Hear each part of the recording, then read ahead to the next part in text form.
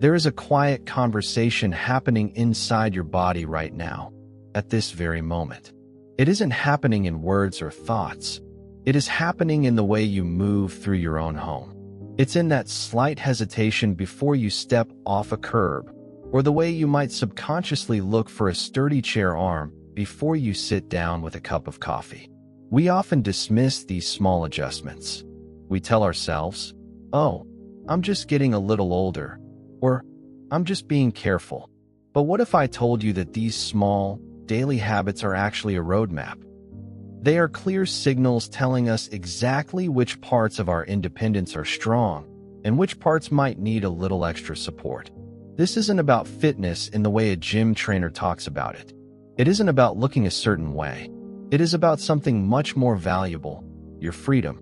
It is about the ability to navigate your kitchen, your garden, and your life without fear. In this video, we are going to walk through 7 very simple, practical ways to check in with your body. We will look at how you move during ordinary tasks, like brushing your teeth or putting away groceries, and what those movements say about your long-term health. And the best part? We aren't just identifying the squeaky hinges. We are going to talk about how to oil them gently and safely, right in your own living room. The chair and the art of rising. Let's start in the room where you probably spend a good amount of time, the living room. Think about your favorite chair. Maybe it's a recliner with a soft cushion, or perhaps it's a firmer armchair by the window where you read the morning paper. Now, I want you to mentally walk through the process of standing up from that chair. When you decide it's time to get up, maybe the kettle is whistling or the phone is ringing. What is the very first thing your body does? For many of us, the hands instinctively shoot out. We grip the armrests. We plant our feet, lean forward, and push down hard with our arms to hoist ourselves up. We might even make a little oomph sound as we do it. It feels normal. It feels like habit. But this motion tells a very specific story about our leg strength. The large muscles in the front of your thighs, the quadriceps, are the engines that are supposed to lift you. When we rely on our arms to do the work, we are essentially letting those engines go cold. Over months and years, if the legs don't do the lifting, they forget how to do it. This matters because leg strength is directly tied to balance and fall prevention. Here is a gentle way to test this, and more importantly, to improve it. You don't need weights or equipment.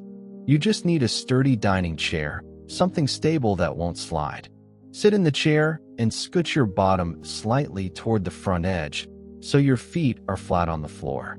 Now, cross your arms over your chest comfortably, resting your hands on your shoulders.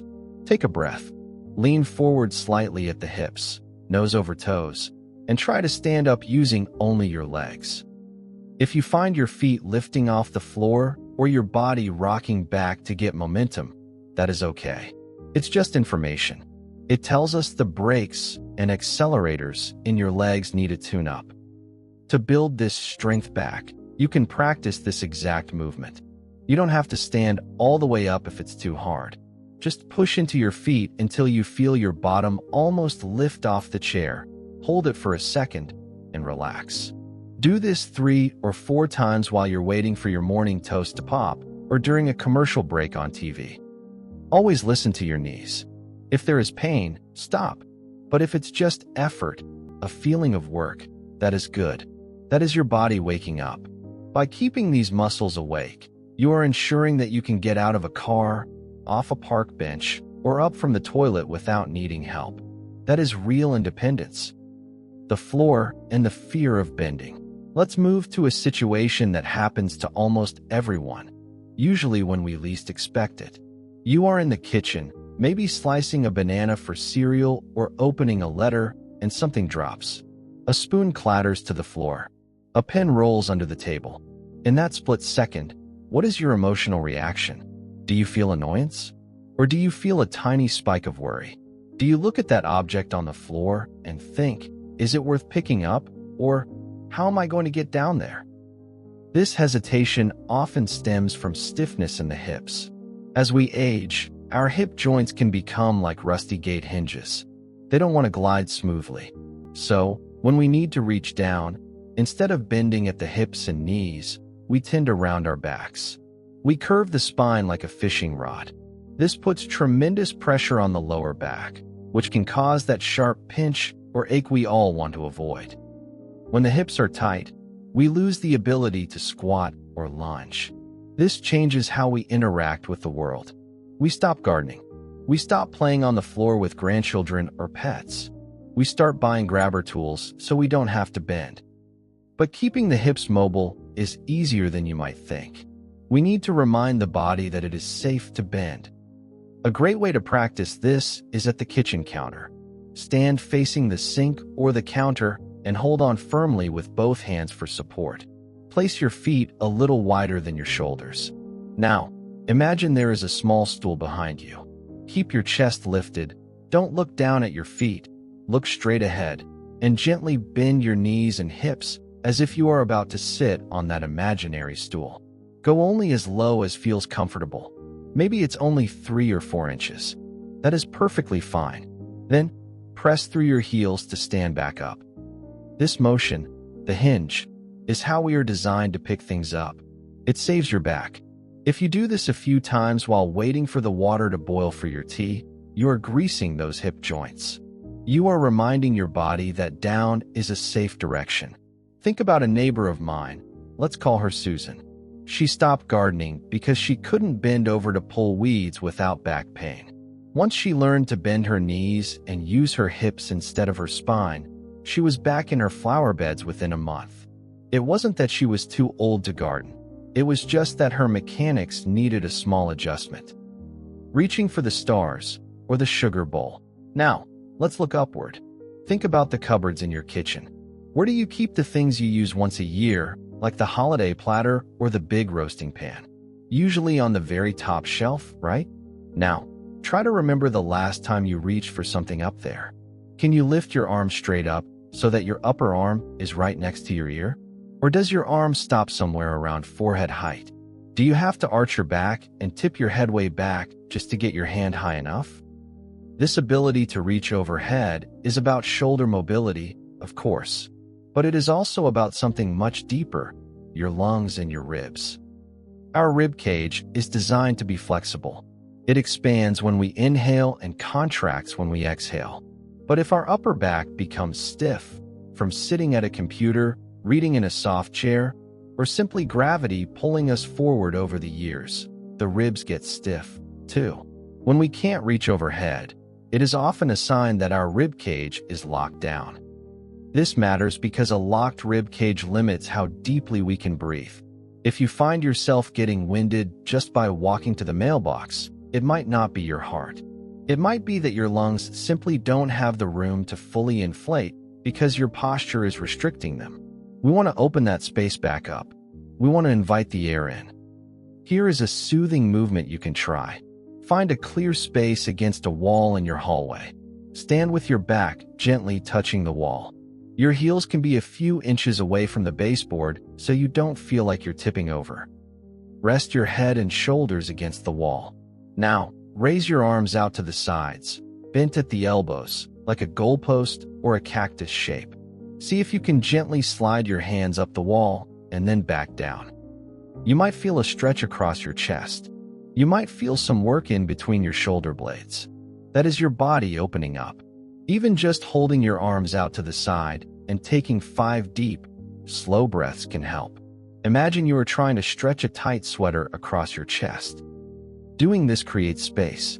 It helps with putting away dishes, yes, but it also helps you take a full, energizing breath. When you have more oxygen, you have more mental clarity. You feel less tired in the mid-afternoon. It's a wonderful cycle. Move better to breathe better to move better. The dance of balance. Let's talk about a moment that happens every single morning and evening, usually in the bathroom or bedroom. It is the act of putting on your socks or pants. How do you do it? Do you sit down on the edge of the bed? Or do you stand up? If you stand, do you lean heavily against the dresser or the wall? The ability to stand on one leg, even for just a few seconds, is a critical skill. It is not a circus trick. It is what keeps us safe when we are walking, Walking is essentially a series of one-leg balances. Every time you take a step, you are momentarily balancing on one foot while the other swings forward. If your balance system is slow or fuzzy, that split second is where falls happen. Balance is a complex conversation between your eyes, your inner ear, and the sensors in your feet. As we get older, this conversation can get a little quieter. The messages don't travel quite as fast. We might not notice the uneven pavement or the edge of the rug quite as quickly. But the good news is that balance is very trainable. It is like learning a language. If you practice a little bit every day, you stay fluent. I love to suggest toothbrush balancing. It is very safe and easy to remember because you already have a habit of brushing your teeth. Stand at your bathroom sink. The sink is sturdy, so you can hold onto it with one hand. While you are brushing your teeth, simply lift 1 foot an inch off the floor. Just an inch. See if you can hover there. If you feel wobbly, put your foot down or hold the sink tighter. That's fine.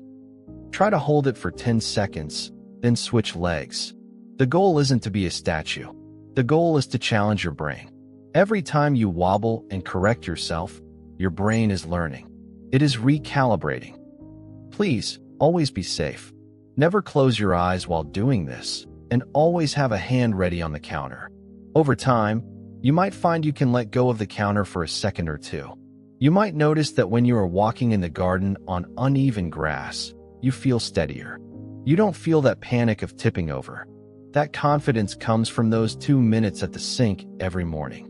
It is a small investment for a very large return in safety. The pace of life. Now, let's discuss walking. Not exercise walking, but functional walking. Imagine you are at the grocery store. You have parked your car and you are walking toward the entrance. Or imagine you are crossing a street at a crosswalk and the light is counting down. How does your pace feel? Do you feel like you can speed up if you need to? Or do you feel like you have only one speed, and trying to go faster feels unsafe or breathless? Doctors sometimes look at gait speed, how fast you walk naturally, as a vital sign, just like blood pressure. It tells us a lot about your cardiovascular reserve and your stamina.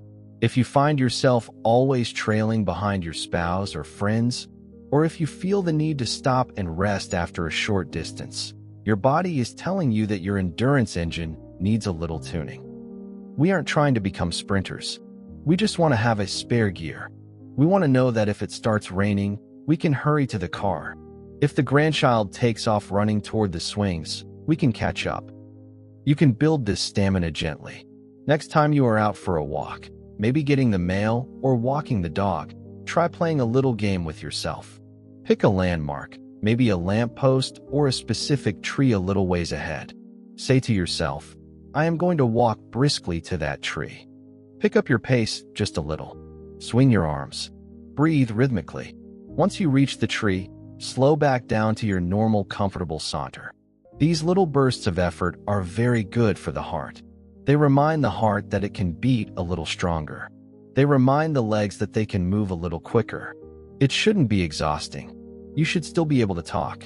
If you can't talk, you are going too fast. Think of it like driving a car that has been sitting in the garage. You want to take it out on the highway occasionally to clear the carbon out of the engine. A little brisk walking clears the cobwebs out of our circulation. It warms us up, and emotionally, walking with purpose feels good. It makes us feel capable and directed rather than passive. The world around you, neck mobility. This next movement is one we rarely think about until it's gone, and it is crucial for anyone who drives a car. It is neck rotation. Picture yourself in the driver's seat. You need to merge onto the highway or change lanes.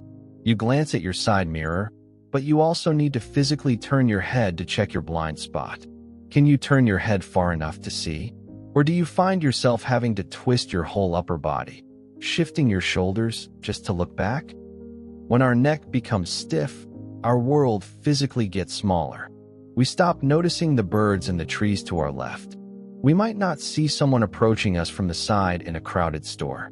And in the car, a stiff neck can be a genuine safety hazard. The neck is a delicate area, a stack of small bones and nerves. Tension here is very common, especially if we spend time reading, knitting, or looking at tablets and phones. The muscles get tight and the joints get sticky. We want to keep that movement fluid so you can remain a safe, confident driver and an observant person. You can do this while sitting in your favorite chair watching the evening news. Sit up tall, imagining a string pulling the top of your head toward the ceiling. Let your shoulders drop down, away from your ears. Very slowly, turn your head to look over your right shoulder. Don't force it. Don't push into pain.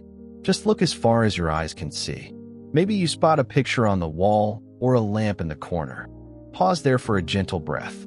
Then slowly turn back to center and look over your left shoulder. Do this smoothly, like an owl scanning the forest. No jerking. Then, try gently looking down toward your lap, and then slowly lifting your chin just a little, as if feeling the sun on your face. If you hear little clicks or crunching sounds, don't be alarmed. That is often just gas bubbles moving in the fluid of the joints or soft tissue moving over bone. As long as there is no sharp pain, it is normal. Keeping your neck mobile helps with balance, too. Your inner ear, your balance center, lives in your head. If your neck is stiff, it's harder for your head to stay level, which can make you feel slightly off kilter. A loose, relaxed neck helps you feel more grounded.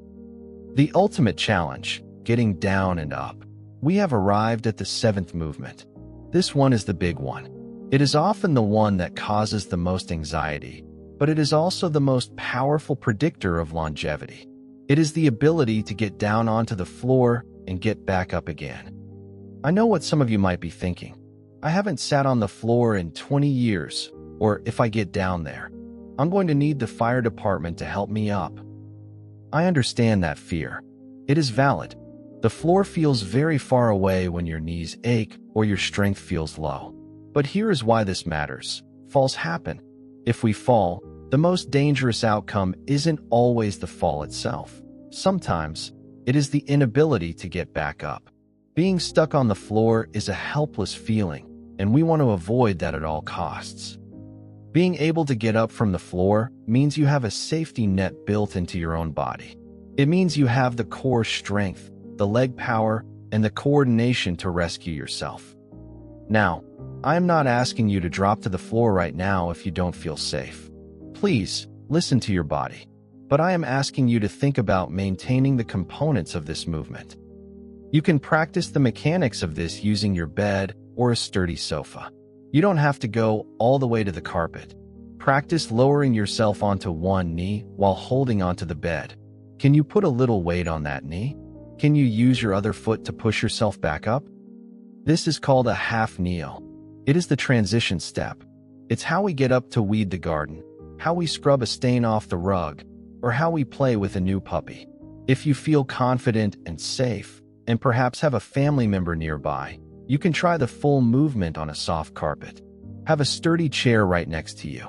Use your hands on the chair. Lower yourself down slowly. Sit for a moment.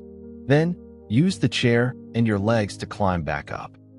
Every time you do this, you are proving to yourself that you are capable. You are conquering the fear of the floor. I have a patient, a wonderful gentleman named Frank, who is 78. He was terrified of the floor after a slip in the bathroom. He started just by practicing the lunge motion next to his bed. It took him 3 months, but eventually he could get down to play trains with his great-grandson and get back up. He told me, "It isn't just that I can play now. It's that I'm not afraid of my own house anymore." That is the goal. A home without fear. Your commitment to yourself. We have covered a lot of ground today. We talked about how you stand up from your chair, how you pick up dropped items, how you reach for the top shelf, balance, walk, turn your neck, and navigate the floor. It might feel like a long list, but please do not feel overwhelmed. You do not need to master all 7 of these things by tomorrow morning. That is not how the body works, and it is not how life works. Choose just one. Maybe this week, you will focus on this sit-to-stand movement. Every time you get up from the dinner table, You will try to use your legs a little more and your arms a little less. Just that one small change can begin a ripple effect of strength in your body. Or maybe you will focus on your neck mobility while you watch your favorite evening program. These movements are gifts you give to your future self. They are the investments that pay off in the ability to travel, to live alone safely, to enjoy your hobbies, and to keep saying yes to life's invitations. I have a question for you before we go, and I would love to read your answer in the comments below. It inspires me, and it helps others see they aren't alone. Which of these 7 movements is the most difficult for you right now? Is it the balance? Is it the floor? Or is it the overhead reach? Let's be honest with each other. There is no judgment here, only support. Share your experience below. And if you found this video helpful, if it gave you a new way to look at your daily movements, please consider subscribing to our channel.